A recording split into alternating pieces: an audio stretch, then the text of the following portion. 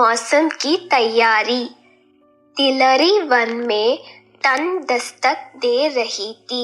सभी जानवर आने वाले कठिन मौसम के लिए तैयारी करने में लगे हुए थे। एक पेड़ पर रहने वाली चिड़िया भी उनमें से एक थी।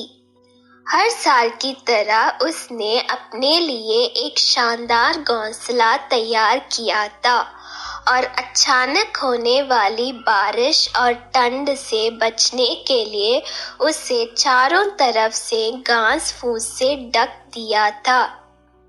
सब कुछ ठीक चल रहा था कि एक दिन अचानक ही बिजली कड़कने लगी और देखते देखते घनघोर वर्षा होने लगी।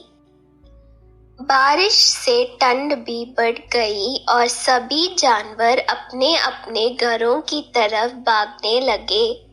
वह चिड़िया भी तेजी दिखाते हुए अपने घोंसला में वापस आ गई और आराम करने लगी। उसे आए अभी कुछ ही वक्त बीता था कि एक बंदर खुद को बचाने के लिए पेड़ के नीचे आ पहुंचा। चिड़िया ने बंदर को देखते ही कहा, तुम इतना होशियार बने फिरते हो तो भला ऐसे मौसम से बचने के लिए घर क्यों नहीं बनाया? यह सुनकर बंदर को गुस्सा आया, लेकिन वह चुप ही रहा और पेड़ की आड़ में खुद को बचाने का प्रयास करने लगा। थोड़ी देर शांति रहने के बाद चिड़िया फिर बोली, पूरी गर्मी इधर उधर आलस में बिता दी। अच्छा होता अपने लिए एक घर बना लेता। यह सुन बंदर ने गुस्से से कहा, तुम अपने से मतलब रखो, मेरी चिंता छोड़ दो। थोड़ी ही देर में हवाएं भी तेज चलने लगी और अब बारिश रुकने का नाम नहीं ले रही थी।